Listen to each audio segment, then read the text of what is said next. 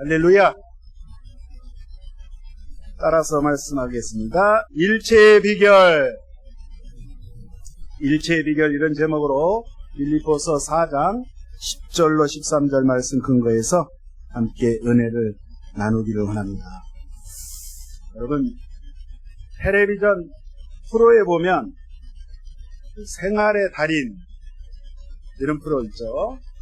해 동안 지금 방송을 하고 있는데, 그 생활의 달인을 보면 각 분야에서 수십 년 동안 몸담고 있으면서 같은 일을 계속 반복하다 보니까 정말 달인이 되는 거죠. 달인이 되는데, 그걸 보면서 그 사람들 보면 소리만 들어도 어디가 문제가 있는지 기계도 이렇게 고쳐내고, 그리고 냄새만 맡아도 이렇게 알아내는 그런 걸 보면 달인은 달인이다, 우리가 이렇게 알 수 있는데요. 여러분, 우리 신앙에도 달인이 있습니다. 신앙에도 하나님의 말씀대로 살고자 정말 애쓰고 그를 실천하고, 우리가 이제 성경에 보면 정말 하나님의 뜻대로 살았던 많은 사람들이 있는데, 그 중에 좀 소개할 수 있는, 추천할 수 있는 사람이 아무래도 사도 바울이 아닌가 이렇게 생각을 합니다. 우리가 바울 서더를 이렇게 보면 바울은 전도의 달인, 선교의 달인, 말씀을 전하는 이 설교 말씀을 증거할 때 성경을 예수님의 어록의 그 말씀을 해석해서 기가 막히게 증언하는 걸 보면 설교의 달인이고 기독교 변증의 달인이고, 그 다음에 신학적으로 하나님의 말씀을 철학으로 논리로 풀면 이게 신학이거든요.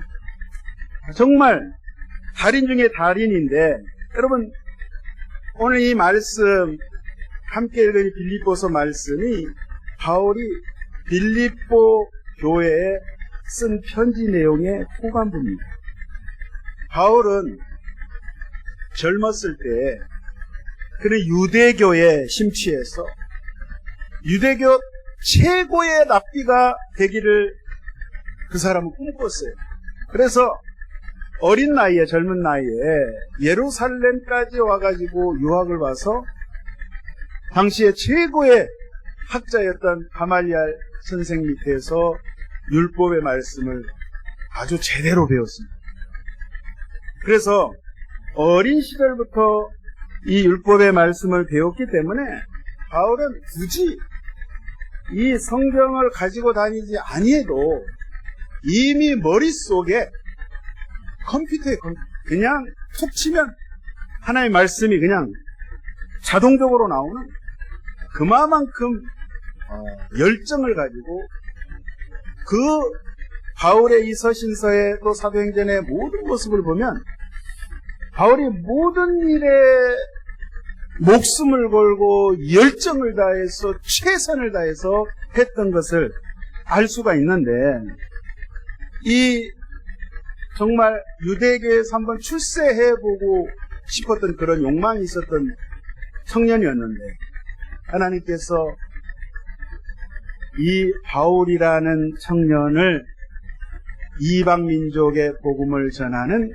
사도로 쓰시고자 그가 다메섹에 예수 믿는 사람들을 잡아 죽이기 위해서 그 유대교의 열정을 가지고 충성을 다했던 그 바울이 다메섹에 가는 그 도성을 향해서 가는 그 길에서 예수님께서, 부활하신 예수님께서 그를 만나 주셨어요. 정오의 태양빛보다도 더 밝은 그 광채로 부활하신 예수님이 바울에게 나타나셔서 그를 부르십니다. 그를 회개케 하십니다. 그의 생각을 완전히 180도 바꿔서 네가 그렇게 싫어하고 네가 그렇게 핍박하는 나 예수가 하나님의 아들이고 네가 그렇게도 목 놓아 애타게 부르고 갈망했던 메시아가 바로 나사렛 예수야말로 참 메시아가 되고 그리스도가 됨을 그에게 알려주셨어요. 그래서 그 생각이 완전히 바뀌어서 3일간 금식하고 통곡을 하고 회개 기도를 하고 이제부터는 내가 이 예수님을 내가 증거하리라. 예수님의 그 고난, 예수님께서 십자가에서 죽으신 그 죽음, 그리고 예수님께서 죽은 뒤에 3일 만에 부활하신 그 기적을, 그 엄청난 사건을 그는 내가 평생 동안 이 땅에 살아가는 동안 그 예수를 내가 증거하리라. 예수님이 이 땅에 오셔서 하신 그 하나님의 나라에 대해서 내가 증거하리라. 그래서 바울은 이제껏 그가 배웠던 모든 지식과 학문과 경험과 가진 재산과 모든 것을 다 복음을 전하는데, 예수님을 세상에 알리는데, 특별히 유대인뿐만 아니라 유대인 외에 외국 사람들, 이방 사람들에게, 저들은 우상을 여전히 섬기고 하나님을 알지 못하는 저 불쌍한 사람들을 향하여서 예수님을 소개하고 예수님을 증언하는 이 일을 그는 끊임없이 전개해 나갔어요. 만약에 바울이 예수님의 부르심이 없어서 예수님을 만나지 않았다면 한번 생각을 해봤어요. 바울이 어떻게 살았을까? 바울의 열심이라든지, 바울이 굉장히 똑똑하잖아요. 말도 잘하고. 그런 성향으로 봐서는 유대 종교에 최고로 출세를 했을 것 같아요. 세상적으로 정말 당시에 그 종교의 권력이라는 거는, 여러분, 요즘 여론을 통해서 요즘 뭐 정치인들 난장판이잖아요. 이전 투고 이전. 진흙밭에서 개싸움하는 그놈의 권력이 무엇인지 한번 거머쥐어 보겠다고 저렇게 난리들인데, 그거보다도 더 대단한 게 유대교의 종교의 권력이었어요. 당시에 대제사장 그러면 일반 세상의 왕보다도, 대통령보다도 최고의 권력. 여러분, 종교의 권력이 무서운 겁니다. 돈도 거머쥘 수가 있고, 당시에 말 한마디면, 대제사장 말 한마디면 모든 것을 다 이룰 수 있는 그런 세상이 유대 사회였어요. 아마 예수님을 만나지 못했다면 아마 바울은 그런 쪽으로 갔었을 건데, 하나님의 큰 은혜로 우리 기독교 역사상 또 바울이 없었다면 기독교의 이 신학을, 하나님의 말씀을 이처럼 체계적으로 조직적으로 완성해낼 수 있을까? 하나님께서 바울을 쓰시기로 태초부터 작정하셨다는 사실이죠.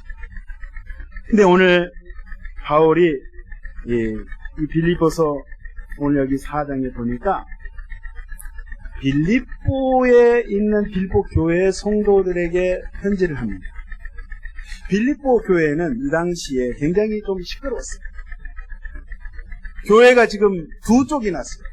교회 안에서 열심히 주를 위해서 봉사하는 두 자매의 그 두 교구 안에 라이벌 관계거든요.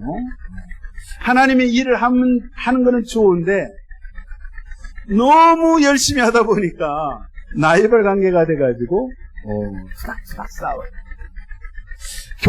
이 교회를 개척하고 세웠던 바울 사도 입장에서는 굉장히 마음이 아픈 거예요. 그래서 한 마음이 되십시오. 여러분, 마음을 합치십시오.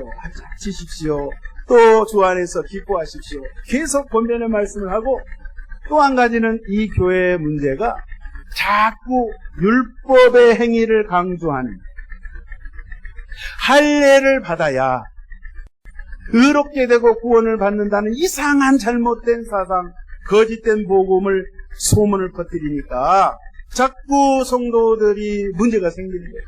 그래서 바울이 그것을 잠재우기 위해서, 성도님들을 안심시키기 위해서 오늘 빌립보에 있는 성도들에게 편지를 쫙 써가지고 지금 보낸 것이 빌립보서라 이 말이에요. 자, 이 빌립보 하면 여러분 잘 아시다시피 바울이 주님 만난 이후에 이제 막 소아시아 지역을, 터키 지역을 다니면서 열심히 복음을 전합니다. 복음을 전하는데 바울은 본인 출생지가 길리기아 다소 지금의 터키 동부 지역인데 이 일대에서 복음을 전하기를 원하지만 우리 주님은, 우리 예수님은 아니야, 더 넓은 저 유럽으로 가야 돼, 저 구라파로 진출을 해야 돼 라고 해서 밤의 환상 가운데 바울에게 하나님께서 한 가지를 보여주시는데 그 환상을 보니까 마케도니아, 지금의 저 발칸반도 북쪽에 그 사는 사람들 중에 한 사람이 그 환상 가운데 막 손짓을 합니다. 이곳으로 건너와서 우리를 도와주시오. 아무래도 이거는 바울이 볼 때 이거는 주님의 뜻이다. 나는 이 소아시아에서 복음을 전하기를 원하는데 왜 저쪽에 와서 복음을 전하라나? 분명히 내가 알지 못하는 하나님의 비밀, 하나님의 계획하심이 있을 거다라고 그는 인정하고 주님의 명령임을 알고 배를 타고 건너갑니다. 그래서 그 마케도니아의 첫 도시라는 거는 이제 큰 도시를 말합니다. 그 빌립보에 갔더니 사실 일행들과 함께 갔었을 때에 아무도 아는 사람이 없는 거예요. 바울은 항상 어느 지역, 어느 도시, 어느 나라를 가면 회당 중심으로 복음을 전했어요. 회당은 유대인들이 모여있거든요. 기본적으로 유대인 남자 10명 이상이면은 유대인들은 회당을 만들었어요.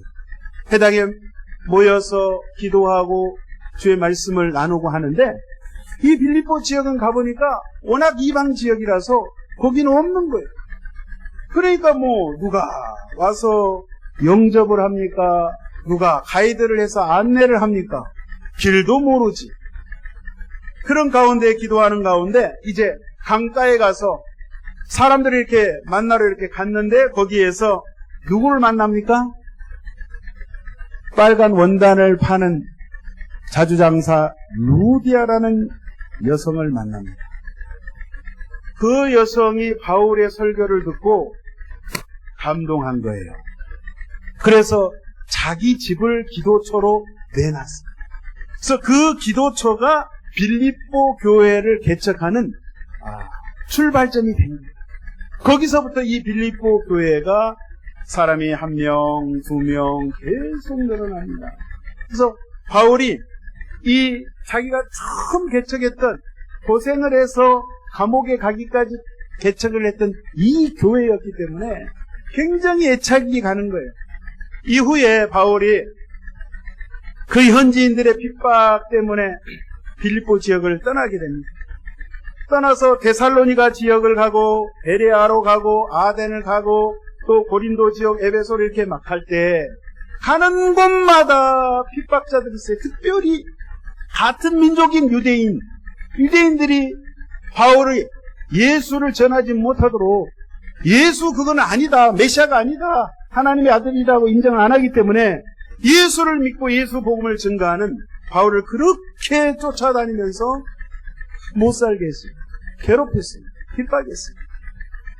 그럼에도 불구하고 바울은 굴하지 아니하고 이 핍박받는 것, 내가 예전에는 예수 믿는 사람을 핍박했지만 이제 나는 예수의 증인이 되리라 다짐을 했기 때문에 내가 죽어도 좋다.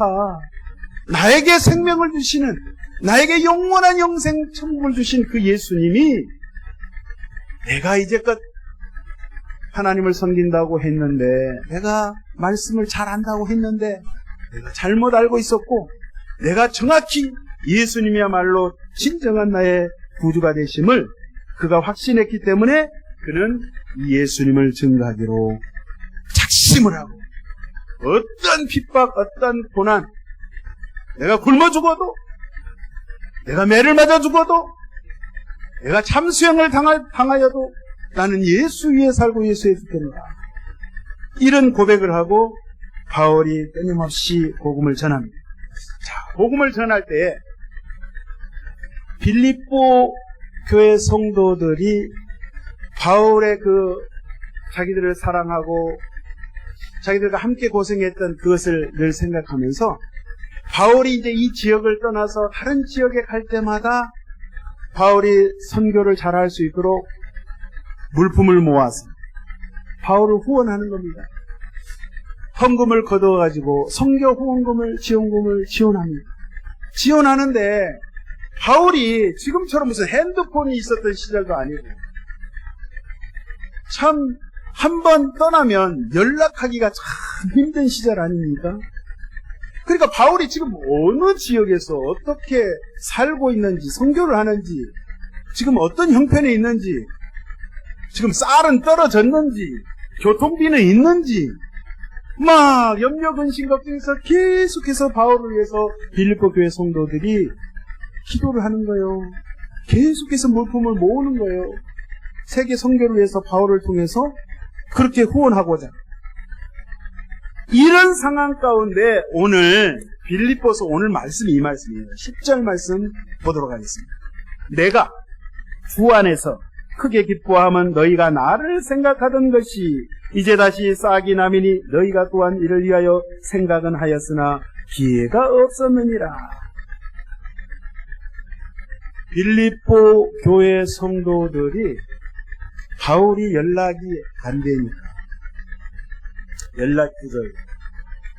그래서 그 빌립보 교회에 있는 에바브로디도라는 사람을 통해서 당신이 좀 가보시오. 그래가지고 어떻게 해가지고 찾았어요. 찾았는데 지금 어떤 형태냐면 바울이 로마까지 갔어요. 지금 그 먼 로마까지 갔는데 로마에서 복음을 전하는데 지금 로마 감옥에 갇혀서 자유가 없는 감옥에 있다는 소식을 듣고 에바브로디도가 그 헌금을, 물품을 전달하고 바울을 옥바라지하는 거예요. 도와주는 거예요. 바울이 그 힘든 감옥 속에서도 복음을 전하고 있는 그 모습을 보고 감동을 했어요. 옥바라지 하다가 이 에바브로디도도 병이 든 거예요. 나중에 주님이 고쳐주시지만 그렇게 그런 가운데 있을 때에 바울이 편지를 씁니다. 빌립보 성도들에게 내 걱정하지 마시오. 나는 잘 있어. 내가 이런 어려운 가운데서도 내가 굉장히 주님 주신 은혜로 내가 날마다 기뻐하는 가운데 행복한 감옥 생활을 하고 있어. 걱정하지 마시오. 그 편지를 보내는데 지금 바울이 그 이야기입니다. 바울이 감옥에서 그 헌금 지원 물품을 받아서 기뻐한 것이 아니라 나를 잊지 아니하고 당신들이 빌립보 성도들이 그렇게 해외 선교를 위해서 복음 전하는 그 일을 위해서 이처럼 잊지 아니하고 의리를 지키고 계속해서 중보기도를 하고 바울의 선교가 잘 될 수 있도록 같은 마음으로 동참을 해주고 있다는 사실을 알게 되어서 내가 너무 기뻐합니다. 이 말씀이거든요. 이 10절의 말씀. 그러면서 오늘 11절, 12절 말씀합니다. 내가 궁핍함으로 말하는 것이 아니니라. 어떠한 형편에든지 나는 자족하기를 배웠느니 나는 비천에 처할 줄도 알고 풍부에 처할 줄도 알아. 모든 일 곧 배부름과 배고픔과 풍부와 궁핍에도 처할 줄 아는 일체의 비결을 배웠노라. 한번 따라서 하겠습니다. 일체의 비결을 배웠노라. 자, 이 말씀이 무슨 말씀인고 하니요. 바울이 예수님을 만난 뒤로 예수의 사람이 되어버리니까 그의 삶이 무엇을 하든 어디를 가든 누구를 만나든 그는 예수님을 잘 압니다. 이제부터 내가 숨을 쉬어도 예수를 위해서 산다. 숨을 쉰다. 그래서 그가 물론 다니면서 복음을 전했지만 입으로 말로 복음 전하는 것뿐만 아니라 예수님께 받은 은혜를 만나는 사람들 만나는 지역에 가서 그대로 그렇게 살아버리니까, 예수를 위해서 살아버리니까 그의 몸을 통해서, 그의 입술을 통해서 예수가 드러났다는 거예요. 저와 여러분이요, 우리가 이 지역에 살면서 우리가 예수를 믿지 않습니까? 주일 되면, 예배 시간 되면 예배당에 나와서 예배를 드리지 않습니까? 우리가 바울과 같은 삶을 살아야 되는 게 뭐냐면, 바울은 365일 날마다, 분초마다 예수만을 생각했던 사람. 예수님이라면 이런 상황에 어떤 말을 하셨을까? 예수님이라면 어떤 표정을 지었을까? 예수님이라는 어떤 마음을 가지고 계셨을까?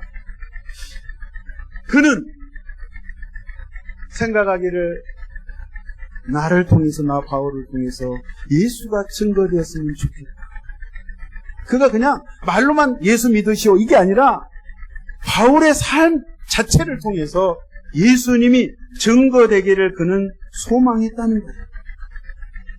그러면서 오늘 13절의 말씀에, 여러분 여기 프랭카드에도 써 있잖아요. 다 같이 읽겠습니다. 내게 능력 주신 자 안에서 내가 모든 것을 할 수 있느니라. 여러분, 저 말씀을 우리 개신교가 잘못 오해하는 경우가 있어요. 앞에 말씀 빼버리고 저것만 딱 잘라가지고 저것만 보면 무슨 내용이에요? 내게 능력 주신 자 안에서 내가 모든 것을 할 수 있느니라. 하나님이 내게 능력을 주시면 내가 모든 거 할 수 있습니다. 내가 슈퍼맨입니다. 내가 초능력자가 되어서 다 할 수가 있습니다. 아멘, 할렐루야. 한국 교회에서 저거를 잘못 가르쳤기 때문에 한국 교회가 이 모양, 이 꼴이 된 거예요. 예수 믿으면 뭐라고 돼 있어요, 끝에? 내가 모든 것을 할 수 있느니라. 다 한다 이거예요. 뭘 하긴 다 해. 그 말이 아니에요, 이게. 그 말이 아니라고, 이거를. 특별히 우리 교단이 문제예요, 이게. 원래 미국의 로버트 슐러 박사가 저거를 주창을 했어요. 슬로건을 내걸었어요. 적극적인 사고, 마인드 컨트롤, 마음을 내가, 인간이 잘 다스려가지고, 그걸 개발해가지고, 긍정적인 사고를 내어서 잘 살아보세. 그걸로 갔다 이 말이에요. 그 말씀이 아니에요. 바울이 한 이야기는 그거 아니란 말이에요. 잘못 가르치니까 잘못 예수 믿고 고난이 다가오면은 예수님 떠나는 거예요. 저 말씀 속에는 무슨 말씀이냐?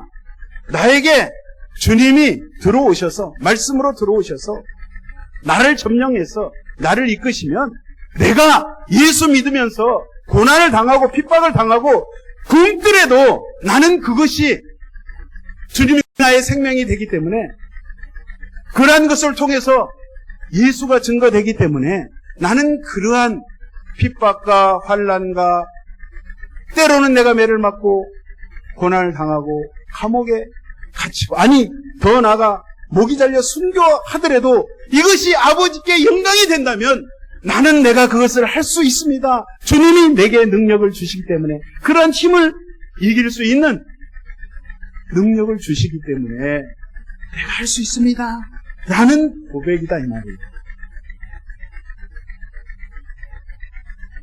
예수 믿으면 잘 먹고 잘 살아야 되는데 못 먹고 못 사니까 나는 이런 예수를 안 믿겠다. 안 믿어도 됩니다. 다른 종교, 불교 가보십시오. 잘 먹고 잘 삽니다. 잘 먹고 잘 사는 종교가 아니라 이 말이에요. 우리가 예수 믿는 거는. 바울이, 그 똑똑한 바울이 그 핍박을 받아가면서 왜 예수를 강조하고 예수님이야말로 하나님의 아들이고 생명이 되심을 왜 증거했냐고요. 그 사람이 멍청한 사람입니까? 어리석은 사람입니까? 그 누구보다도 공부를 많이 하고 그 누구보다도 똑똑한 그 사람이 예수를 만나보니까 내가 굶주려도, 아니 내가 배불러도, 아니 내가 자유의 몸이 있어도, 아니 자유함이 없어도 주님의 복음을 이해하는 것, 우리를 살리는 그 예수님의 복음이 나와 함께 하시고 내가 그거를 증거할 수 있다면 나는 내가 굶어 죽어도 좋습니다. 왜? 그게 행복이니까. 내가 핍박을 받아도 좋습니다. 왜? 핍박을 받으면 슬프잖아요. 고통스럽잖아요. 근데 바울은 그렇지 않은 거예요. 지금 바울이 로마 감옥에 있습니다. 행복할 조건이 전혀 아니에요. 자기가 죄를 지어서 들어간 게 아니라, 자기가 사기쳐서 도둑질해서 감옥에 갇힌 게 아니라 예수님을 증거하다가 감옥에 갇혔어요. 근데 감옥에 갇혔어도 간수들에게 복음을 전합니다. 자기 재판을 담당하는 그런 사람들에게, 공무원들에게, 로마인들에게 복음을 전합니다. 그러기 때문에 자기는 행복하다는 거예요. 아니, 어떻게 감옥에 있는 사람이 감옥 밖에 있는 빌립보 교인들에게, 아니 저와 여러분에게 기뻐하십시오.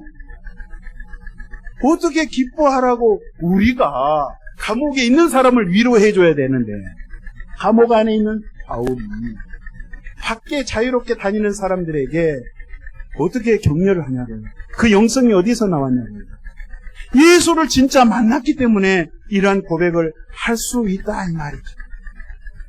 저와 여러분이 이러한 고백을 바울처럼 하시기를 예수 이름으로 축원드립니다. 할렐루야. 그래서 사람들이, 주변에 있는 사람들이 바울을 평가할 때, 바울은 진짜 예수에 미친 사람이다. 세상 사람들이 감당하지 못하는, 이 세상이 감당하지 못할 사람이다. 아이고, 못 말려. 못 말린다니까, 저 사람? 여기에서, 우리 여기 교회에서 차 타고 한 30분 가면 애양원이라고 있습니다. 누구죠? 손양호 목사님. 예, 사랑의 원작가 손양호 목사님 숭교했던 여수, 거기를 가봤는데요.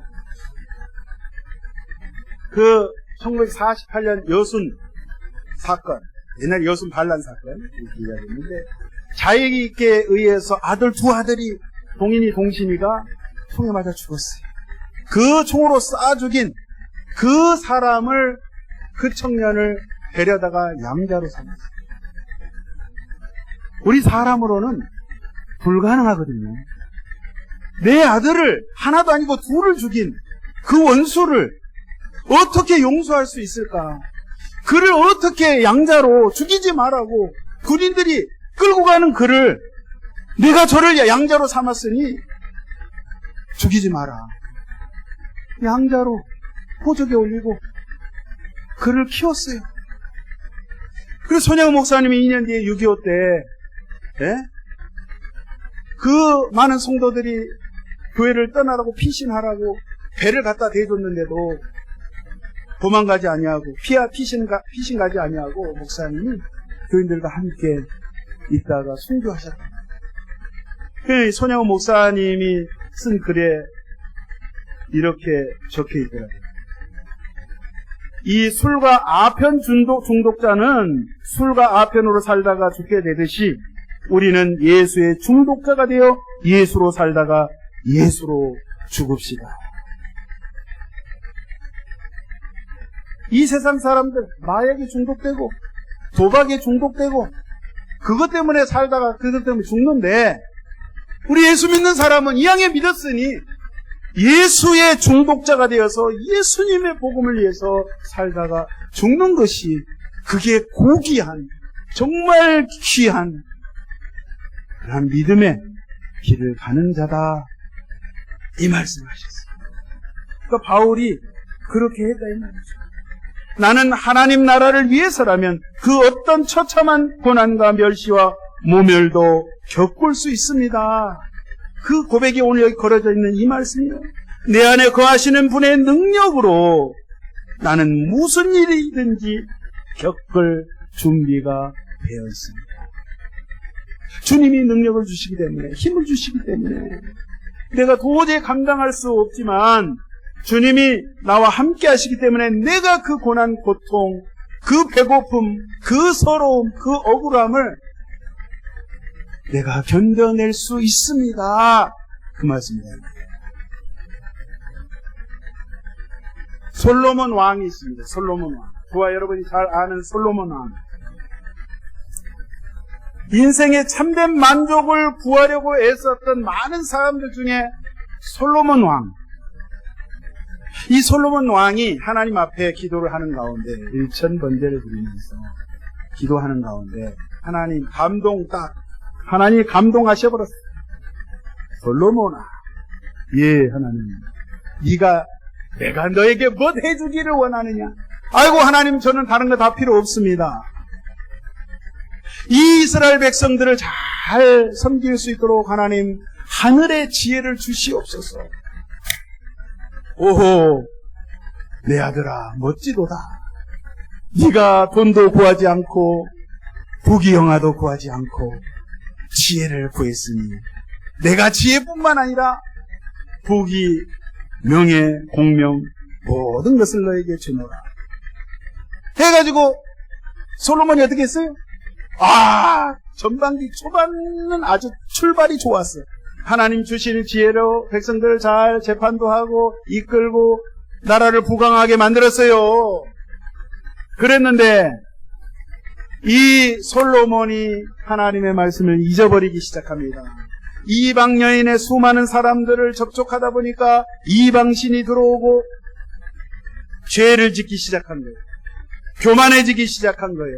본인이 죄인임을 잊어버리고 살아버린 거예요. 하나님께서 가나안 땅에 들어갈 때 이스라엘의 왕을 세울 때 하나님께서 말씀하신 게 있어요. 왕이 지켜야 할 3가지 규례가 있는데, 첫 번째, 말을 얻으려고, 달리는 말 있죠? 말을 얻으려고 애굽을 의지하지 말라. 이 말은 뭐냐면 옛날에는요, 전쟁을 할 때 말이 얼마나 중요합니까? 말이 드그득 군사력을 말하는 거예요. 하나님을 의지해야 되지. 네가 하나님께 기도하지 않냐고. 저 센 나라 이집트, 애굽을 의지하지 말라 이 말이에요. 두 번째, 너가 왕이 되면 많은 아내를 두지 말라. 부인을 많이 두지 말라. 솔로몬이 몇 명의 부인이? 1000명이야, 1000명. 우리나라의 의자왕은 3000궁녀라는데, 그건 좀 뻥인 것 같고. 아무튼, 자, 말씀 지키지 않았어요? 세 번째, 은가금을 자기를 위해 쌓아두지 말라. 솔로몬이 얼마나 많은 금방패, 은방패, 자기의 왕의 위엄을 나타내기 위해서 그렇게 했습니까? 또 하나님의 말씀을 떠나버리면 이렇게 잘못돼 가는 거예요. 그래서 나중에 후회를 하고 너무 괴로운 거예요. 나이 먹어서 지은 전도서 말씀이에요. 거기에 예수님도 그 이야기 하셨잖아요. 저 들판에 피어있는 백합화 한 송이가 솔로몬의 그 부귀영화보다도 낫다 이거예요. 솔로몬이 일생일대에 많은 사람들이 그러잖아요. 나도 저 왕처럼 한번 살아보고 싶다. 근데 솔로몬이 정작 지혜도 가졌지. 이미 왕이었으니까 또 본인이 원하는 걸 다 손에 거머쥐어 봤어요. 모든 쾌락과 모든 것을 다 향락을 누려봤지만 그렇게 할수록 그 마음에는 영적으로 갈급함이 있었던 거예요. 내가 가져보고 정복해보고 내가 해봤지만 하면 할수록 그의 영혼은 계속해서 갈급했던 거예요. 전도서 2장 24절에 이 말씀이 있습니다. 사람이 먹고 마시며 수고하는 것보다 그의 마음을 더 기쁘게 하는 것은 없나니 내가 이것도 본즉 하나님의 손에서 나오는 것이로다. 인간이 많이 애쓰고 노력하고 수고해서 얻은 이런 물질적인 부나 명예, 권력 이런 것이 궁극적으로 행복을 가져다 주지 못한다 이 말이에요. 다 헛되다는 거예요. 해보니까 다 쓸데없다는 거예요. 그때뿐이야. 잠시 잠깐 나에게 즐거움을 줄 수 있지만 영원하지 못하다. 솔로몬이 나중에 늙어서 깨달은 거예요. 빼고 그러면 영원한 것은 무엇이냐? 바로 오늘 솔로몬이 이야기했던 것처럼 모든 것이 하나님의 손에서 나온다 이거예요.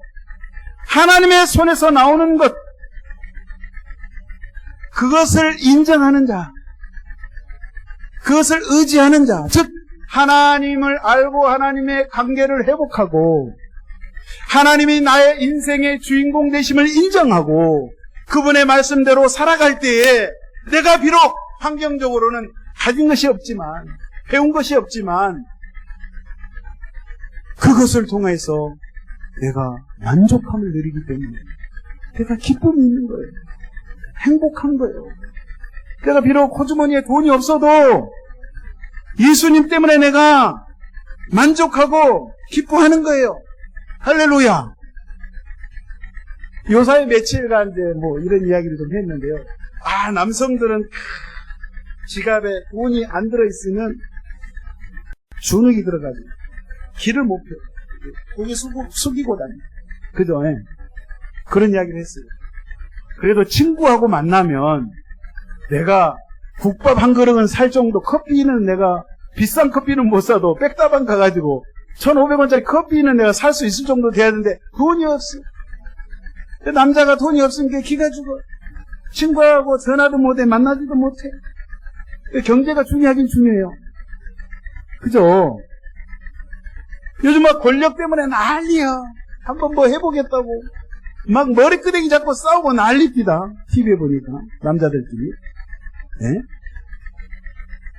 그 권력이 최고의 권력을 누렸던 솔로몬이 이야기한 거예요. 솔로몬이 다 해보고 다 필요 없더라. 다 쓸데없는 짓이다. 오직 하나님의 말씀만 영원하다 라고 이야기하면서 바울이 이야기했던 그 고백이 딱 들어맞는 거예요. 내가 자족을 배웠다. 있는 것으로 만족한다. 그래도 너무 행복하다. 내가 감옥에 있지만 너무 행복하다. 나처럼 한번 감옥 생활 해보시오. 예수와 함께하면 여 감옥 안도 천국이요. 이 고백을 한 거예요. 여러분, 욥이 있습니다. 의인인 욥. 하나님이 그의 신앙을 테스트하기 위해서 사탄을 통해서 그의 몸을 치게 하십니다. 생명만은 건드리지 마라. 근데 자, 욥의 가진 모든 재산 다 날아가고 가족 다 날아가고 그렇게 고난당하고 있을 그 욥이 고백한 유명한 말이 있습니다. 우리가 누리는 복도 하나님께로부터 받았는데 어찌 재앙이라고 해서 못 받는다 하겠소. 하나님이 주신 하나님이 걷어가시는 거 당연한 거 아닙니까? 이런 고백을 한 거예요. 그 어려운 가운데서도 욥은 입술로 범죄하지 않았어요. 입술로 까먹지 않았어요. 입술로 하나님 지켰어요. 신앙을 지켰어요. 주신 자도 야훼 하나님이시요 취하신 자도 야훼 하나님이시요 주님의 뜻대로 하시옵소서. 하나님의 기쁜 뜻, 내가 알지 못하는 기쁜 뜻이 숨겨져 있겠지. 복 주시는 이도 하나님, 재앙을 주시는 이도 하나님 알아서 하십시오. 저와 여러분이 이런 신앙, 하나님, 제가 죽을 형편인데 하나님 분명히 무슨 뜻이 있을 줄로 믿습니다. 내게 질병이 있습니까?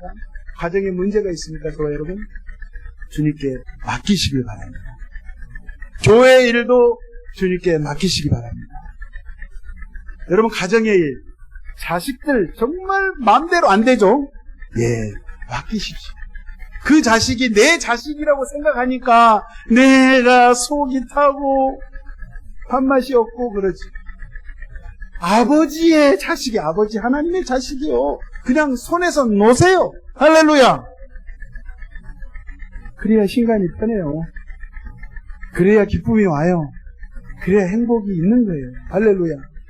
내 새끼! 내가 낳은 내 새끼라고 하니까 그놈의 새끼가 어느 새끼인지 모르겠지만 안 되는 거예요. 하나님의 자식, 하나님의 자녀라고 인정할 때 하나님께서 좋은 길로 인도하실 줄로 믿습니다. 12절 다시 봅니다. 나는 비천에 처할 줄도 알고 풍부에 처할 줄도 알고 모든 일고 배고픈가 배부른가 배고픈가 풍부와 궁핍에 더 처할 줄 아는 일체의 비결을 배웁니다. 와, 바울은 완전 달인이에요, 달인. 네. 도를 이미 깨달아버렸어요. 그래서 이런 고백을 한 거예요. 그러니까 자, 이 비결을 배웠다고 하는 말이 내가 부유하다고 해서 막 돈 자랑하고 그게 아니라 교만하지 아니하고 가난하다고 해서 내가 주눅들지 않고 낙심하지 않고 성공했다고 오만하지 않고 실패했다고 절망하지 않고 칭찬 듣는다고 해서 우쭐우쭐하지 않고 억울한 말을 듣는다고 해서 비굴해지지 않는 그런 일체의 비결을 내가 배웠습니다. 라고 하면서 빌립보 성도들에게, 저와 여러분에게 이 비결을 깨닫고 깨달은 이 말씀을 생활에서 실천하기를 바울 사도가 오늘 권면하고 있습니다. 유대인의 격언에 이런 말이 있습니다. 최고의 부자가 누굽니까? 있는 것으로 족할 줄 아는 사람이 최고의 부자랍니다. 가장 지혜로운 자가 누구입니까? 모든 사람으로부터 배우려고 하는 사람. 어른이든 학교 선생이든 조그만 꼬맹이한테도 내가 배울 게 있으면 배우려고 하는 사람이 정말 지혜로운 사람입니다. 가장 강한 자가 누구입니까? 자기 자신을 이기는 사람. 자기 자신을 잘 컨트롤하는 사람. 이런 사람이 강한 자라고 유대인들은 이야기를 하는데, 자, 우리가 바울 사도를 통해서 오늘 이 영적인 비밀, 바울은 이미 그 비밀을 알고 깨닫고 실제 그가 하늘나라 가기 전에 순교하기 전까지 이 사실을 그대로 실천했어요. 그대로 생활화했어요. 그래서 그가 가는 곳마다 예수님을 자랑하고 하나님께 영광 돌리는 삶을 살면서 오늘 이 말을 하잖아요. 나는 그리스도 안에서 자족함을 배웠노라. 한번 따라서 하겠습니다. 그리스도 안에서. 그리스도 안에서. 바울이 항상 무슨 이야기를 할 때 엔 크리스토 헬라어로 in Christ. 그리스도 안에서 행하십시오. 그리스도 안에서 기뻐하십시오. 그리스도 안에서 기도하십시오. 항상 그리스도 예수 그리스도 안에서 한 150번을 강조를 한 거예요. 서신서에 보면. 그만큼 중요하기 때문에 우리가 무슨 일을 하든지 간에 구제를 해도 그리스도 안에서 도와주고, 예배를 드려도 그리스도 안에서 예배 드리시고, 찬양을 드려도 그리스도 안에서 이렇게 할 때에 이런 사람을 한마디로 영적인 사람, 영이 깨어있는 사람, 하나님과 영으로 소통하는 사람, 하나님과 직통으로 대화하는 사람이라고 말할 수 있다.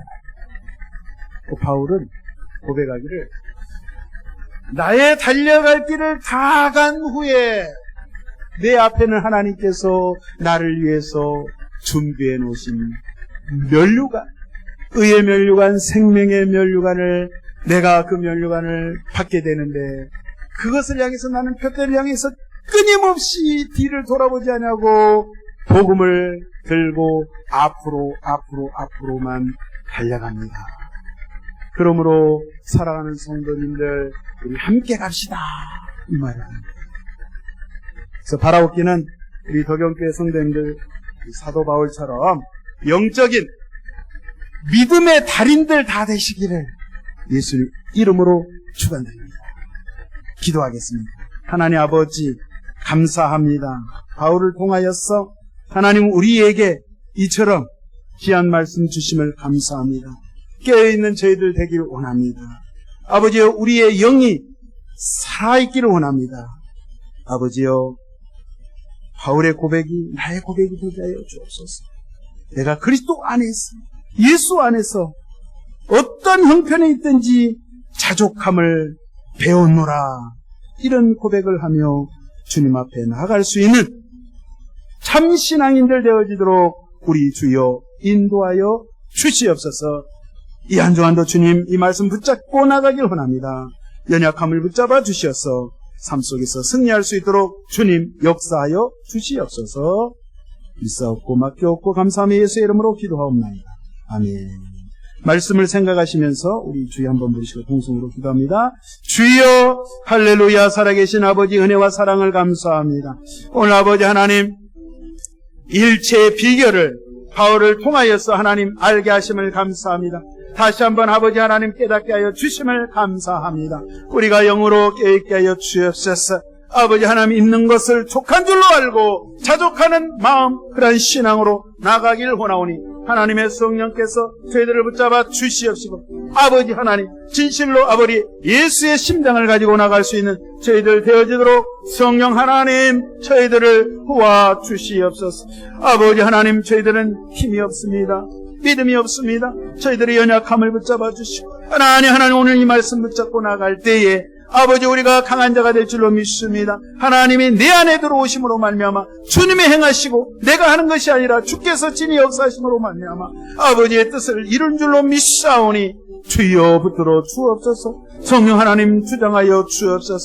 주여 각자 심령 가운데 가정 가운데 가족들 가운데 우리 하나님 이와 같이 큰 은혜 베풀어 주시어서 아버지 밤속에서 승리하게 하여 주시옵소서.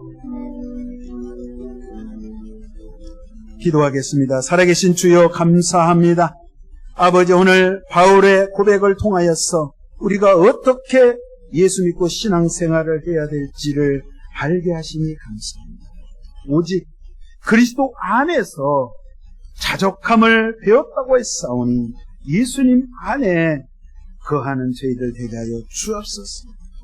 우리가 비천에 처할 줄도 알고 풍부에 처할 줄도 알고 우리가 굶으나 배부르나 아버지 하나님 어떠한 형편에 있든지 간에 예수님 때문에 기뻐하고 예수님의 십자가를 생각하며 감사하고 예수님의 부활하심을 바라보며 우리가 천국의 소망을 갖게 하여 주셔서 아버지 믿지 않는 자들 또는 믿는 자들이 아버지여 저 형제는 저 자매는 저 집사님 저 권사님은 세상이 감당할 수 없는 사람이라고 온전히 하나님 앞에 드려진 사람이라고 인정받고 칭찬받을 수 있는 저희들의 신앙이 되게 하여 주시옵소서. 이 시간 아버지여 우리가 믿음으로 아픈 것 위에 또 손을 얹었습니다. 문제가 있어 가슴에 손을 얹었습니다. 주님 불쌍히 여겨 주시고 우리의 병을 고쳐주옵소서. 가족의 병을 고쳐주옵소서. 깨끗하게 치료하여 주시어서 건강함으로 하나님 맡겨진 복음 사명 감당하기 원합니다. 붙들어 주옵소서. 가정에 문제 있습니까? 자녀의 문제? 오늘 말씀처럼 주님께 온전히 하나님의 능력의 오른손에 내어 맡기는 믿음의 사람들 되게 하여 주시옵소서. 하나님 살아계심을 실생활에서 온전히 체험하며 증가하며 살아갈 수 있는 복된 저희들 되게 하여 주시옵소서. 감사하며 예수의 이름으로 축복하며 기도하옵나이다.